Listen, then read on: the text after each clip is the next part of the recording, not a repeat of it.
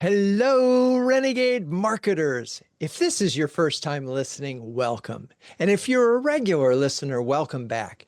Before I present today's episode, I am beyond thrilled to announce that our second in-person CMO Super Huddle is happening November 6th and 7th, 2025 in Palo Alto. Last year, we brought together 101 marketing leaders for a day of sharing, caring, and daring each other to greatness. And we're doing it again. Same venue, same energy, same ambition to challenge convention with an added half day strategy lab exclusively for marketing leaders. We're also excited to have Trust Radius and Boomerang as founding sponsors for this event. Early bird tickets are now available at cmohuddles.com. You can even see a video there of what we did last year. Grab yours before they're gone. I promise you we will sell out, and it's going to be flocking awesomer. You're about to listen to a career huddle where our flocking awesome community, CMO Huddles, get exclusive access to the authors of some of the world's best business books. At this particular huddle, we're joined by author and marketing expert Chris Burggraeve. Chris makes a bold case for pricing power as the ultimate proof of marketing's impact. And he shares how fluency in finance can help CMOs earn trust, budget, and a bigger seat at the table. If you like what you hear, please subscribe to the podcast and leave a review. You'll be supporting our quest to be the #1 B2B marketing podcast. All right, let's dive in. Hello, huddlers. Today, we are tackling a topic that could fundamentally change how you communicate the value of marketing to your CFO and C-suite. Let me just repeat that. That could fundamentally change how you communicate the value of marketing to your CFO and C-suite. And we're joined by Chris Burggraeve, a marketing expert who's going to help us understand why pricing power might be or is the most powerful way to explain brand, or as I'm increasingly using, reputation building to financial leaders. So hello, Chris. How are you and where are you this fine day? I'm back in New York. Happy to be stateside after 3 weeks in Europe. 3 weeks in Europe. And we had a conversation, and I think this is relevant, so let's just get that out on the table. So a lot of changes globally in the financial market. Finance equals pricing and challenging. And what was your sense of things in Europe as you were there? Well, I was there I go there quarterly for board meetings and catching up with a number of people. This case, I also did at the request of Google, I did a big presentation, the opening keynote for Google Think 25 in Amsterdam to about 500 CMOs and invitees. I do it again next week in Stockholm for them. And the anxiety is palpable. So what I mean with that is the whole tariff debate is really hitting boardrooms in a big way in Europe. It was a big part of the conversation in the boards that I sat in. And it was also a clear topic of conversation across the CMOs and the various agencies that were represented at this Google event. So we can come back to it after. But there's a sense that tariffs will impact a company's ability to protect their margins, and it will have an impact for the budgets that will be requested, not only for the budgets for 25 and then moving forward 26. So we'll come back to it during the podcast, how this impacts. And I think it's important, just the first moment is, a lot of the folks listening work with companies that do business in Europe, have brand that sell in Europe. And it's just, there's a sense that things have changed and you better have some empathy. You better have an understanding this is not business as usual. And so I'm just putting a punctuation point in that, and we'll come back and sort of connect the dots.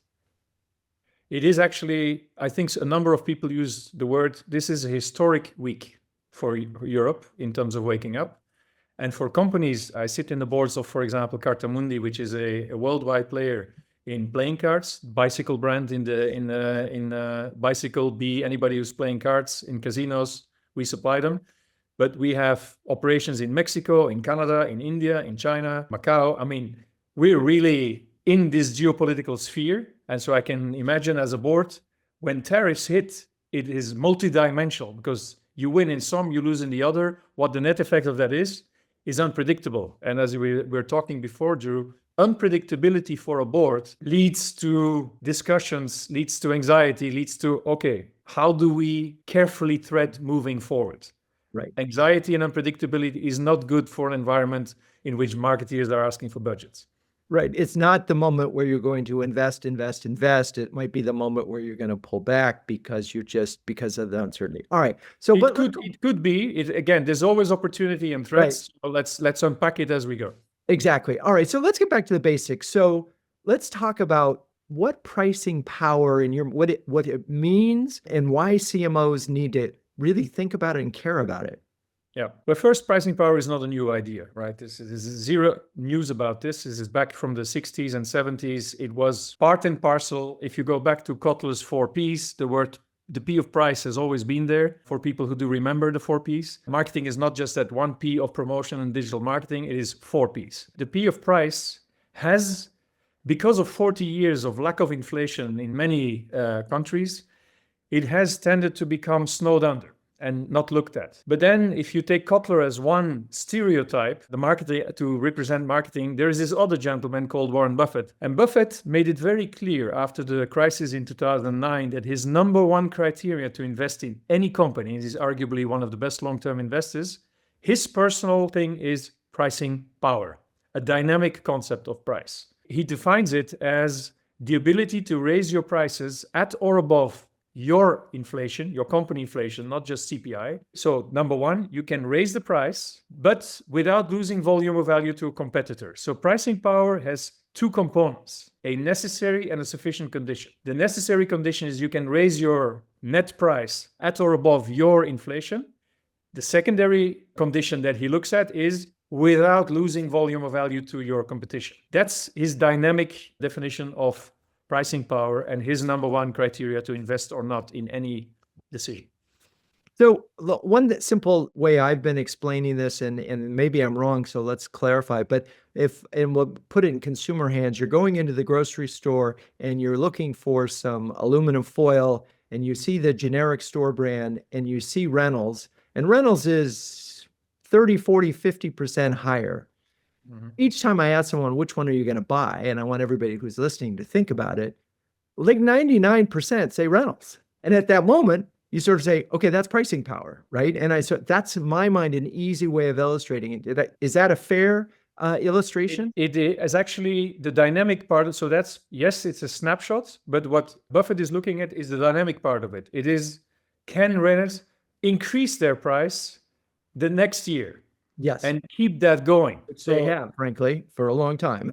Yes. And so the question is, look at another consumer example that everybody can relate to. I ask usually people, do people know how much they pay for Netflix? And most people say, well, it may be 10, 12, 13. I mean, you get a plethora of prices. People actually don't look at it. Now, if I ask you how many streamers are you buying, then people may say 2, 3, 4. The question is, if you have to cut back, which one will you cut back first?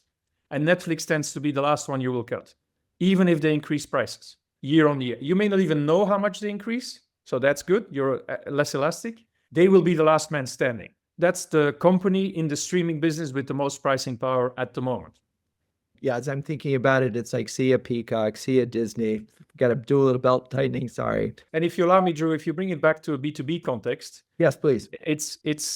I mean, B2B, the difference between B2B and B2C, I've done both. I've done 23 years of B2C, and then last 13, 14, I'm deeply embedded in B2B. There you have fewer buyers, and so there it's by buyer. Can you, year after year, for your solution that you're selling, is your price to this buyer, can you increase it year after year? I mean, typically year after year can be a different rhythm. But can you increase it at or above your company inflation? And is that buyer willing to pay that price? Are you adding brand equity enough to be able to do it despite the context? Yeah, I think it hits home when I say, okay, so how it's the fourth quarter, you got to hit your numbers. How much discounting are you doing to hit your numbers? Is another way I sort of see it. The leader in a category tends not to have to do as much discounting as the secondary brand does. Right. And if you take it to retail, for example, Typically in the US and in many companies, after summer is when retail discussions are happening. Let's say Procter & Gamble talks to Walmart and says, our new prices are this and that. On a spreadsheet, so from a CFO, I always reason from the CFO and board perspective, if you make a spreadsheet and you calculate in there that next year you plan to take X price increase, and then you announce it, you are able to, which is not an easy thing to do. So it requires a sales force, everybody to make an effort to sell a price increase to somebody, to your clients, whether it's B2B or B2C. But say in the example of P&G and Walmart accepts it to raise the prices after summer at some point in time, the consumer. But if for whatever product, you have to start discounting again to make things move, that means that you didn't have the pricing power you thought you had. I remember that really well from my packaged goods days working on Listerine, which was the number one in the category. And they do a price increase every year based on inflation. And then they give it all back with coupons and discounts to do it. So interesting.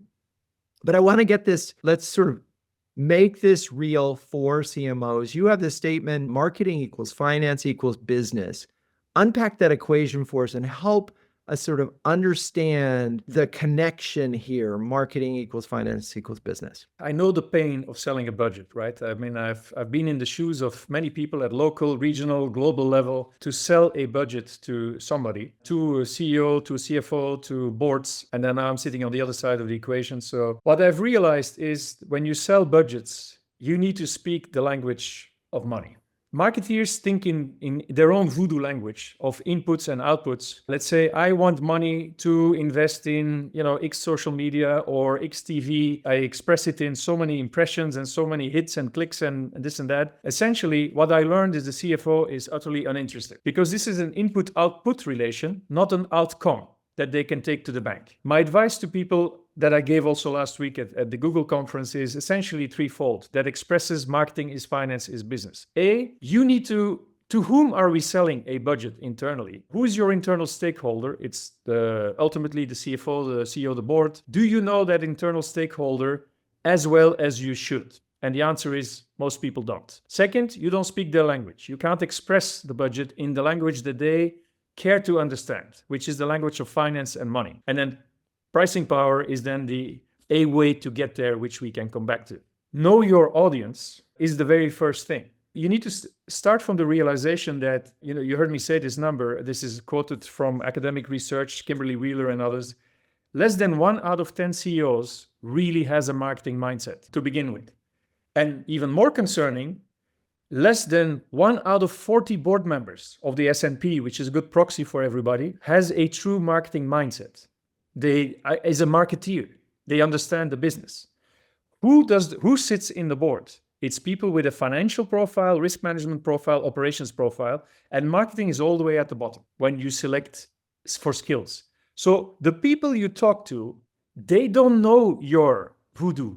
They are not interested in your voodoo. They're only interested in outcome. And if you don't realize that, your budgets will fall flat. I know. And I think our community really understands that. I think the problem has been, I think they really do. And they're using the language of revenue and so forth. The challenge that we have is that a nickel in doesn't equal 50 cents out because marketing isn't a gumball, because pricing power isn't a gumball. You can't flip a switch and have pricing power. You can't flip a switch and have marketing that drives revenue. But it feels like the CFO wants to be able to pull a lever and say, I put $1 million here, I get 10 million of marketing out this year, this quarter, right now. So I think they get the language part, but I think the thing that you're offering is a different way of talking about revenue. Right. And so let's get into that. The first thing I normally share is the idea, what a strong brand means that on the balance sheet, you have assets and liabilities. You have 2 types of assets. You have tangible and intangible assets. Finance loves tangible assets, things they can touch and feel and depreciate, and accountants have learned over the years how to handle this. Land, factories, this, that, that's clear. Marketeers live in the world of intangible assets. Brands, goodwill, technology, code, relationships. Intangible assets come in 2 forms. If tangible assets is what we own, on the intangible assets, you have intellectual capital, brands, technology, etc., and you have relationship capital, which is the partnerships, the collaborations, the this and that you do. Let me give an example. Say Booking.com. Booking.com's value is driven not by the plans it's on, because it doesn't. It's really a technology play. It's intellectual capital in its technology, and it's relationship capital with all the partnerships with the hospitality business, with hotels that they've built over the years. I mean, this is a 30-year young brand, born in Amsterdam in 1996, but it's driven by intangible capital. And it's so, Jonathan Knowles, marketing finance expert friend of mine, has shown very clearly when he did an analysis over 30 years of S&P that 2/3 of the value, so intangible capital, finance doesn't like it because they don't know how to value it. They don't know how to depreciate it. It's ephemeral. It's complex. But investors love it. 2/3 of the value over the last 30 years of global companies is driven by intangible capital. In the US, it's over 80% and slightly different by sector, but driven by big tech, even though they get a hit today, 80% is intangible capital. Okay, so I get that. And I understand that. And there's a famous case going around right now about how Nike drove their intangible assets through the ground. One being they thought they could sort of cut out retailers, which was the partner and relationship capital. They thought they could sort of forget about their customer. They dropped like $40 billion in value. The problem I'm still having is CFOs, in theory, understand assets, and they've been around long enough to understand tangible and intangible. And investors sort of are these people pulling this thing and saying intangible assets matter.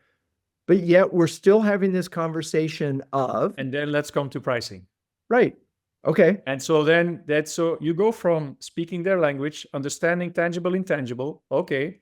So what I'm recommending the marketers who is fighting for their budget is to start the conversation from the point of view whether your brand has pricing power or not to develop great intangible asset or not.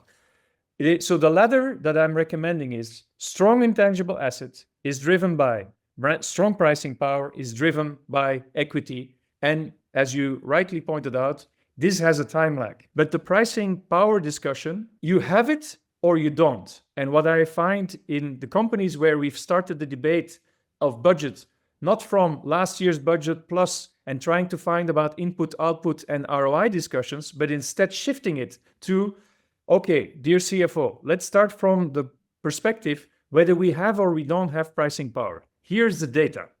Do we have it or don't we have it? Because you think like Wall Street. Wall Street in the supply shock post-COVID, separated the boys from the men, the girls from the women by saying there's two kinds of companies, those with pricing power and those without. I can show you can show the indexes. So Wall Street has already gone to that level of with or without. So what you can say in your company is, dear CFO, I've done my analysis over the last whatever years in my company, and we either have pricing power, this is how we will continue to solidify it and build it, and this is what the budget is for, or in most cases, we don't have it. What do we need to do to reinvest in our company, to build the equity, to build it over time? And that's a hard fight. You will face somebody that may not want to see this discussion, but it's the right fight to have with your CFO. So if investors get it and Wall Street get it, do you think PE firms get it? In a different way. They're driven by the same financial incentives like everybody, but on a different time frame. It's 5 or 10 years. So many of them know it, but they only have a 5-year or maximum 10-year window or 10 plus something window. And so they may say, okay, now good enough for us is we have a pig, let's dress up the pig and sell it to the next guy as soon as possible. That may be an attitude. Now, most PE, when you explain them that they can sell a better intangible asset for a higher multiple, thanks to the investment, it may open a different conversation if they're open to it. There's no guarantee though. Again, it goes back to how much of basic marketing understanding does my board and CEO have? What's the mandate? And the mandate question on the PE is, if I work for a company with a 100-year window for a family company like Artamundi, they take the long view. They are interested in building pricing power because they think in generations. PE thinks in 5 years, and in 5 years, building pricing power depends on the industry you're in, but it's a much steeper challenge to do so. Flip it around. And if you say you guys are not investing in it, the chance is very high that you're going to not sell for a higher multiple and that you're going to sell a distressed asset in 5 years from now, or an asset that has not built a lot more intangible value, and the goodwill that you have on your balance sheet will not have increased, it will have decreased because you mark to market and have to take air out of the balance sheet. So I think there's two things that I want to really make sure that we cover one, you've talked about demonstrating and measuring marketing power. And then I think, well, we need to get into how do you build it and where's marketing fit into that. But let's talk about the measurement part of it, measuring it in a way that a CFO would sort of be able to get it or not. So what does that look like? I give you an example, what I've done in Cartamundi 5 years ago. The idea was not known. So I spent time, so let me take you to the steps I did with that particular board. We went through literally training, the concepts of intangible assets, pricing power, 4 Ps. I mean, training sessions with the board about what good marketing looks like, what the best marketing companies do in the world. So they gave me the chance to do that. Number 2, we did analysis whether indeed on our brands and on our, both in the B2C side and in the B2B, because this company has both divisions, whether we had pricing power or not. What is the reality? And so we calculated, came back with, here is where we have it, here's where we don't. So these are clinical facts. You have it or you don't. If you don't have it and you come up with Excel sheets projecting in the future that you're going to raise prices as part of your growth strategy, then I could easily say, and the boards see that it has no merit to put in price increases on the basis of lack of pricing power. You need to rebuild. How do you then rebuild? Again, it depends then by company, by business, how you do that. But let me stop you for a second because do we have it? And so is an exercise of, we took a price. Data crunching. What data are we looking at specifically? Because again, if a CFO doesn't understand this, you have to bring the math to them and work with them on it. We'll work with them. Ideally, you work with them, which in the case I did, I worked with them and we went through contracts, we went through history. So we spent time and energy with a few people from finance and marketing work together, literally sitting together and say, okay, on an Excel sheet, over the last 3 years, Warren Buffett's definition, were we able to raise the price over the last 3 years to these B2B clients, yes or no? In net wholesale, were we able on a net basis to increase? Number 1 condition. Number 2 condition, did volume at least hold? So not decline, at least hold for this client. We did that client by client, and then you aggregate, you do an 80-20 by country or by geography. So we did the analysis and you come out with an Excel sheet with red, orange, green and saying, for these clients we have it, for these clients we don't. Why not? And then understand what we can do. And then you start to have discussions. For those where you have it, how can you nurture and protect it? For those where you don't, what do you need to do to get it back?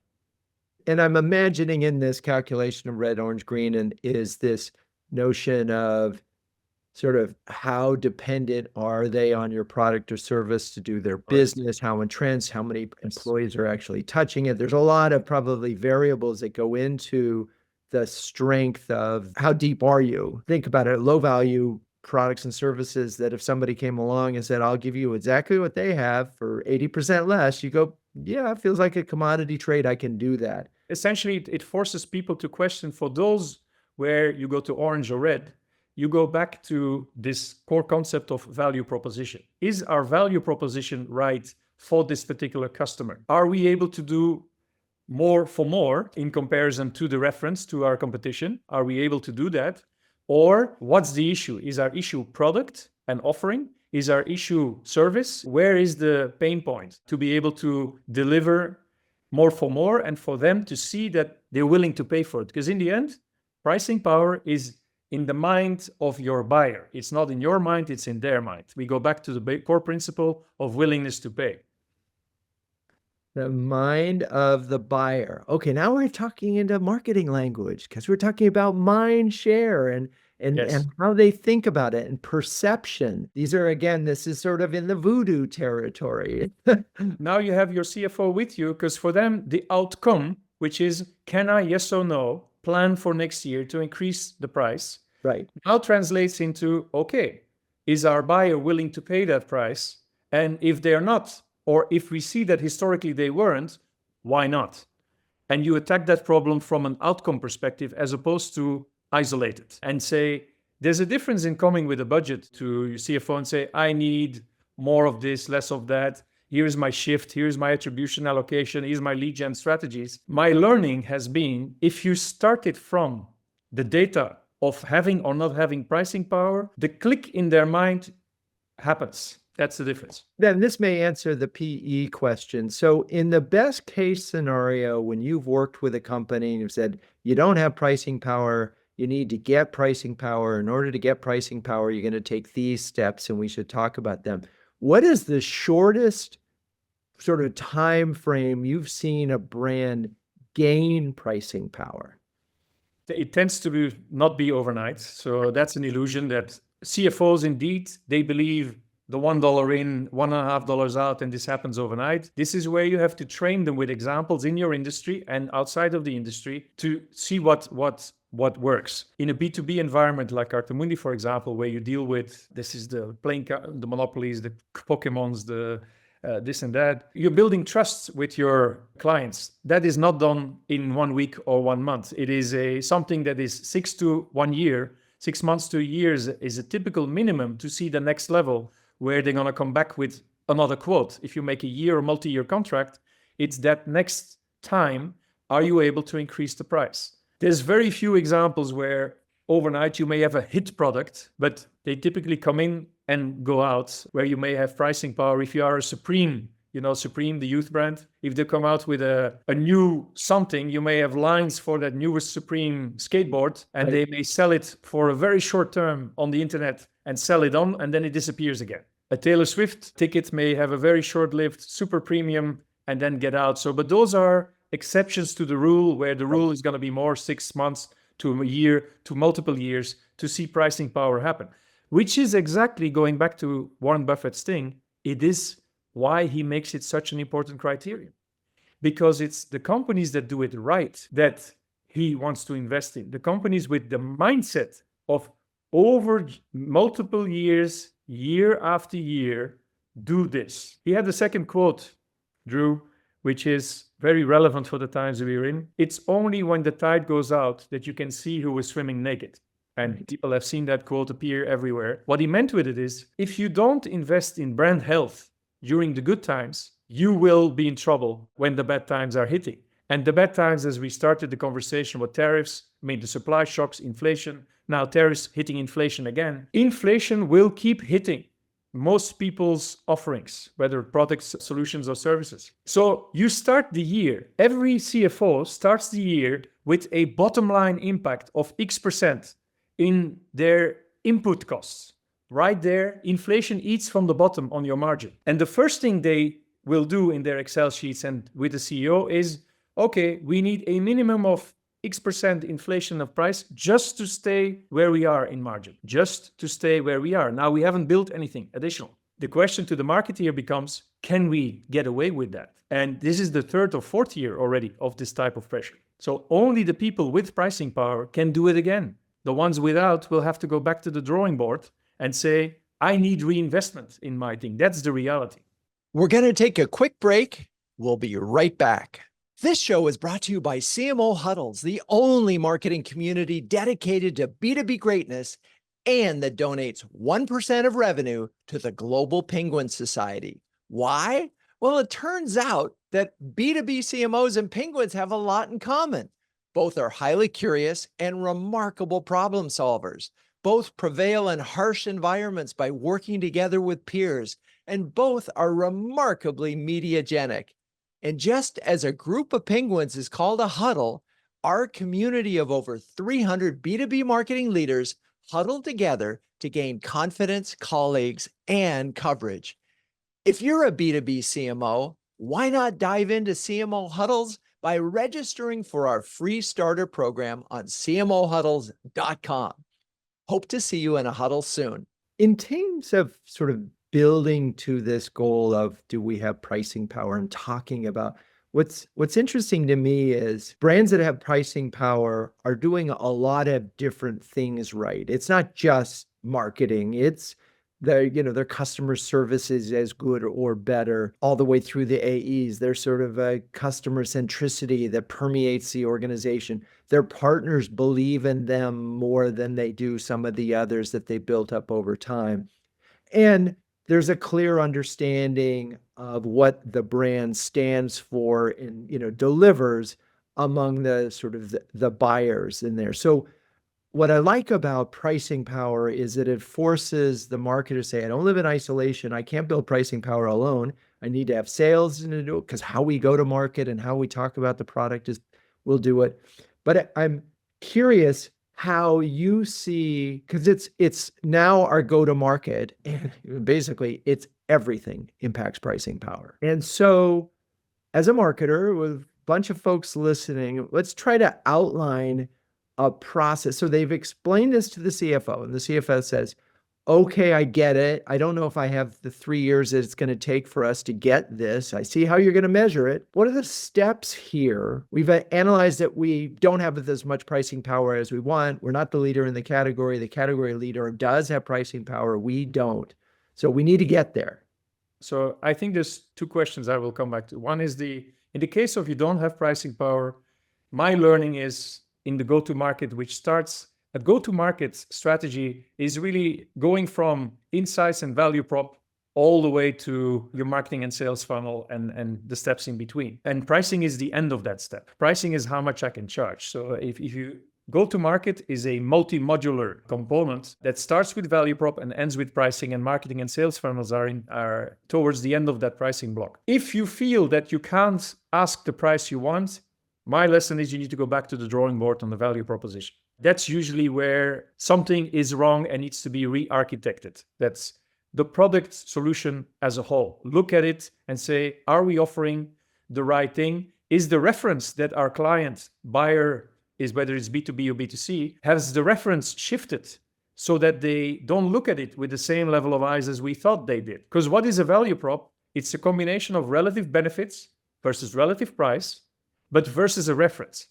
And very often it's references that have shifted in the mind of buyers. And once you understand, based on insights, how the reference has shifted, you can re-architect the relative benefit communication versus relative price that is being communicated. That's the real hard, typical marketing work we're good at. We know how to re-architect these things, but we need to know its outcome. We need to know why we are making the change. So if we have pricing power, we have a value prop that resonates. How can you make it stronger? If you don't have pricing power, look in your value prop, relative benefits, relative price, and reference. What is not working in that equation? And work with R&D or with your product people or with this and that. Again, marketing is 4 Ps, not 1. It's not social media. Marketing has the P of product as the number 1 to start with, followed by the P of place, which is the number 2, followed by the P of promotion, number 3, and P of price is number 4, in that order. But there is a short-term answer for your CFO as well that I wanted to come back to, which is what we're good at as marketers is willingness to pay, is what we are focused on. We build willingness to pay in the mind based on a value prop. We then price in a P&L. We price segment-wise as close as possible to that willingness to pay. That's the top line. That's the hardest, longer-term part to build. But strong brands with strong pricing power have an appeal to the CFO on the bottom line with much shorter impact. Let me explain. It's a concept called willingness to sell. Not my invention. It's an invention of Felix Oberholzer-Guy. He's a Harvard professor that coined this term, willingness to sell. That's the bottom line part. A strong brand has multiple immediate impacts on the P&L that are beneficial to the CFO, starting with a lower cost of hiring. Strong brands, if you invest in your brands, your cost of hiring goes down. You don't have to buy people's soul to come and work for you. The stronger your brand, the more loyal people will stay with you. So the cost of hiring goes down, the loyalty will be higher, and people will stay for less money with you. So that's an HR benefit. Secondly, if you have pricing power and you talk to the banks. Banks like brands with strong pricing power because immediately the cost of your interest will go down. You're a more bankable bet because you have pricing power. Your payback capability is higher. You have lower interest rates to pay back on a loan. If you have equity, you typically will have a higher share because the stronger the brand, the higher the equity price will be. So that's on the capital market effect. Third, in terms of buyers and suppliers. You typically have better credit terms. If you're buying things from people, the stronger the brand, the better terms you can negotiate. Right there. And again, I've lived through it. When we had pricing power, we forced upon our suppliers inflation terms, this terms, that terms, to protect ourselves for tougher times. So what you can see is on the bottom line, with immediate impact, a brand with strong pricing power has also much more leverage to protect themselves on the bottom line part, with much more immediacy than the growth you need on the top line part. Does that make sense? It does. It's funny.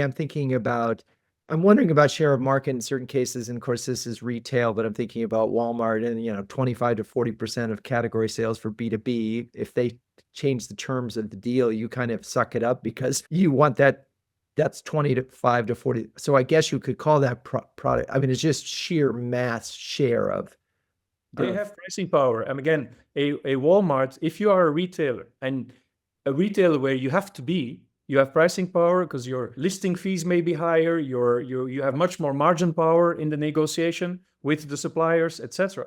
If you have a retail concept that people want to come and shop at, you have pricing power towards your suppliers. So I feel like we should be able to create a GPT of your brain, Chris, and we could create a pricing power GPT that would enable our community to input some data, of course, in a very protected way, in order to sort of get at this and start to create some formulas to get there. Because there's math here somewhere. It's math. It's with pure, simple Excel sheets. All right. Well, note to self, we'll get working on that after the show. But and maybe an AI agent that can do it for you if you can have the data to be inputted. Yeah, exactly. Let's create an agent that will sort of get at, do we, answer one question, do we have pricing power?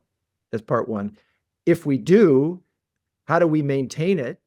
Because it's always a risk. It's, the markets are dynamic. You could have pricing power today. It's like Google had pricing power because they had 90% of the market, but now they're disrupted by ChatGPT and all the other LLMs. And, maybe their pricing power is going to go down a little bit. So what you see Google do, for example, to make that example, what are they doing? They're adding Gemini in the Google product for free. You don't pay for Gemini. So they're adding, their value proposition is now more for same or more for less. They moved, so the reference is shifting because this is a perfect example of reference shifting. We used to compare only in search in the Google discussions of AdWords. Now it's search plus whatever an AI solution can give you. So Google is re-architecting its product experience towards us and determining how can I protect my pricing power given this shifting and unpredictable AI component. Will I ask people to pay more for Google will it be for free? Now, right now it's free for us. We are the product. Will that change? They don't change that, but they are changing the AdWords equation, providing more value, a different value to their clients in a dynamic AI context. We used to talk about, as marketers, we would talk about things like brand health, and we'd find a number of ways to do it, and some would measure it on an annual basis. Some had other more dynamic tools that could measure it. Is there a way for marketers to create a pricing power, just dynamic index that would show as a marketplace that would help? Because in theory, marketing, once we got all the 4 Ps right and we're pumping equity into the marketplace, we're gaining market share, we're seeing that. There should be a way of tracking that so that while it's a lagging effect, the CFO can see, oh, we moved the needle. Because again, if we have to wait 3 years for this, there's no hope for the CMOs listening to this here. No, and I understand. And so there's various proxies to, again, if you accept the laddering. So if you think like a CFO, you have the intangible asset that it's predicated upon having or not pricing power. Pricing power is predicated on having brand equity grow. So how do we measure progress in brand equity and how fast can you get it? And brand equity, to be specific to the audience, is brand equity. Brand health comes in 2 kinds of parameters typically, which is the perceptual, attitudinal component of your brand. How much do people know me, all the way to how much are they an ambassador of my brand? That's one pyramid. And the other pyramid that you can track in the mind is behavior. And ultimately, it's only behavior you can take to the bank, paid behavior. Behavior means you've tried my product, you repurchase, you repeat purchase, and you pay for it. So not just a sampling, a paid behavior is what the CFO wants to see. So the question and brand health today is top line tomorrow. Brand health today is really pricing power tomorrow. If you don't have in your metrics of brand health any indication that you've built WTP at all, the chance that you can, on an Excel sheet, said we're going to raise the price to cover inflation 6% is almost non-existent. You're going to fool yourself. Okay, just in case WTP is willingness to pay, just in case anybody. Yeah, WTP forgot. willingness to pay. Right. So we go brand health is, or you can make the connection, brand health, WTP, pricing power, intangible assets. That's the ladder of outcome that finance would, you need to train your finance to look at, and you train your own market organization to think about. Now, NPS scores, for example, is a imperfect, depending but could be a short-term proxy to give you an indication. We know how to game NPS in the meantime. People have learned how to game this metric. So if you fool yourself and you say our NPS scores in 6 months have, doubled, tripled, and that's a proxy for brand health, and therefore, yes, no problem to raise the price 10%. As long as you're truthful to your metrics in brand health, if you're going to game it because your incentive structure is linked like it, you're not going to do your company a service. So here's one thing that I think almost every CMO in B2B that I talk to has a challenge with close rates, and they're going down. I mean, it's like 20% feels good right now, which is 1 out of 5, which feels bad to me. But I feel like close rate is another possible proxy for pricing power, or at least for brand health, because the stronger the brand, the more likely you are to close and win. Assuming depends. If you give an offer, they can't refuse at half the price, and you've closed. It's a bit like ROAS discussions. So if you're in a panic and you say go close at whatever price, sales may close, but they may close at a level that is really detrimental to your P&L. So I would say close at a certain price level. That's the second condition. It's close at a certain level. That's the elasticity test that you're doing, because de facto, closing is a test of elasticity of pricing, economically speaking. Right. And so it is why in the fourth quarter or whatever, the fourth quarter of someone's fiscal year, there's discounting going on like crazy because they're trying to get to the numbers. And I understand. Again, I've been there, had the pressure, lived through, and then people say we can live through another day.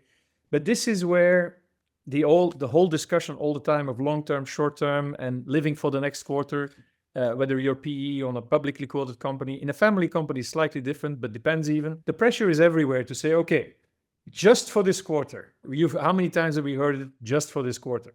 But you do this a few times and you need to cycle it. Because if you do it for this quarter, guess what? In 12 months, that quarter needs to be cycled. How do you cycle it? So I think there's a difference. That's why I go back to the board marketing mindset all the time. If you're sitting with people who only think very, very short term, as a marketer, you have 3 choices, right? You can complain about them.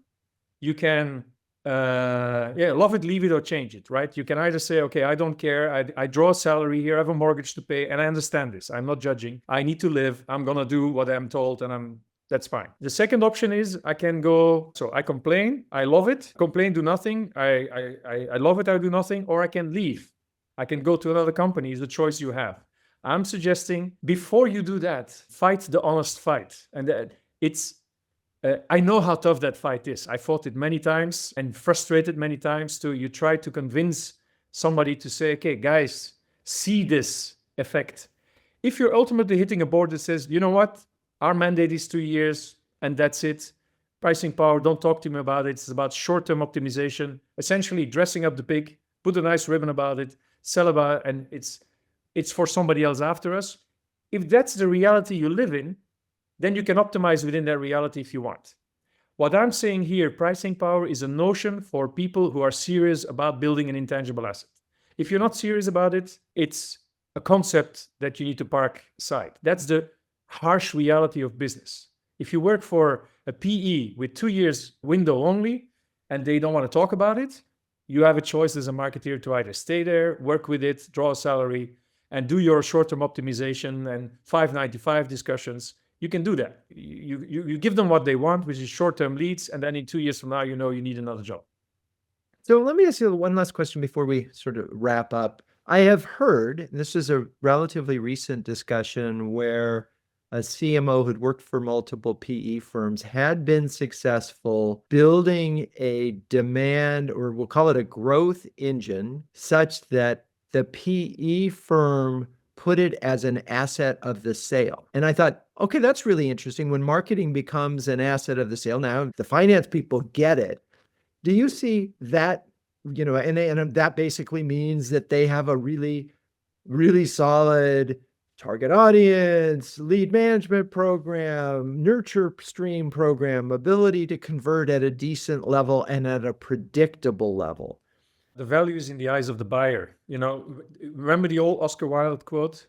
Beauty is in the eye of the beholder. If you can sell me this growth engine that's part of your assets, this is intellectual capital on your balance sheet that you're trying to sell me, and say, look, Chris, this has an incredible value. Aren't you willing to revalue it as X, and you need to pay a multiple on it as a buyer? If I believe in that growth engine and its value, hey, yeah. Or I don't, and I discard it. I give you an example. There's many within PE as well. If PE sells often to PE, the number one question when I sat in many due diligences on the buyer side, so I've been on the sales side, but I've also on the buying side. The number one thing I ask is, show me proof of pricing power, is the number one question. And guess what? Those people who can show it, you go back and say, okay, this multiple may be deserved. Those people who can't show it, the multiple is going down. Because what is the number one thing you want to avoid as a buyer is buyer's remorse. You buy something that is empty, and then you bought it for too much of a price, too much goodwill on your balance sheet. And on top of that, you have to inject money to build what they haven't built. Yeah. So I hope at the end of this that the folks listening have a sense of how the math works on pricing power, how, at least to determine whether or not they have pricing power, and it may be by product or category or industry. And if they don't know, we'll figure out how to help you get there, and that'll be an interesting outcome. But that feels like a good exercise and a good takeaway for any listener here, is to do that, because the exercise of doing it will help you understand how the business makes money. You'll understand a lot more. And it's probably a question that you haven't asked. All right, Chris, we're running out of time, but one piece of advice that you would give to B2B CMOs who are about to get at doing this pricing power journey, and they're going to set up a call with their CFO next week and say, okay, let's talk about pricing power. What's one piece of advice for them? Well, I would say prepare for that call. So have that coffee, have that discussion, prepare for it. What I find is that many marketers lack some of the corporate finance speak. So I would say, read up whatever you want around your category, your area of business. And when you reach out for that coffee and say, let's talk about it, do we have it or not, with an idea, be as prepared as you can be and say, I'm willing to walk that path with you. And here is why I want to walk that path with you. Let's get out of the discussion of Mars versus Venus and finance versus marketing. We are working for the same company here. We have one same goal, that is building that strongest balance sheet possible, that strong intangible assets. I want you to explain me very often, to show your vulnerability and say, can I have a session to understand how strong our brand is from your perspective, from a balance sheet perspective, and understand this. A number of CFOs, marketeers that I've advised to do this, they came back and say, this was refreshing. And most CFOs have been very open to it and say, okay, this is where we stand. And one thing leads to another. I love it. Well, we covered a lot of ground, thinking about, put brand aside, put reputation aside for a moment, putting your thing on pricing power, I do think elevates you in the eyes of the board and thing. And so you can't go wrong getting an understanding of this. This will help you get closer to your CFO, and it will help you think about building long-term value. Now, if you work at a company that is looking to build long-term value, you'll find that out too, and then that'll be your new reality. Okay, well, thank you, Chris. How can people engage with you? I'm easy to find on LinkedIn. You can find me there and I'll respond. I have a website called www.vicomte.com. Vicomte is my last name in French, means Viscount in English, Vicomte.com. There is there's the books I wrote about it. There is free stuff that you can download. Actually, there is a third book that is fully a small book that is the ultimate guide for CMO guide for scarce board seats, which you can download for free. And it shows you the intricate workings of a board and CMO's experience on those boards to help drive cognitive diversity on board. So my pet peeve, if you will, I'm wishing to have more CMOs that make it to the room where it happens so we can influence this whole pricing power debate straight from that room. I love it. Well, together we are championing the world, the role. Less than 17% of public boards have a marketer on that role. So, all right. Thank you, Chris. Thank you, Huddlers, for staying with us. If you're a B2B CMO and you want to hear more conversations like this one, find out if you qualify to join our community of sharing, caring, and daring CMOs at cmohuddles.com. Renegade Marketers Unite is written and directed by Drew Neiser. Hey, that's me. This show is produced by Melissa Caffrey, Laura Parkin, and Ishar Cuevas. The music is by the amazing Burns Twins, and the intro voiceover is Linda Cornelius. To find the transcripts of all episodes, suggest future guests, and learn more about CMO Huddles or my CMO coaching service, please visit renegademarketing.com. I'm your host, Drew Neiser. Until next time, keep those renegade marketing caps on and strong.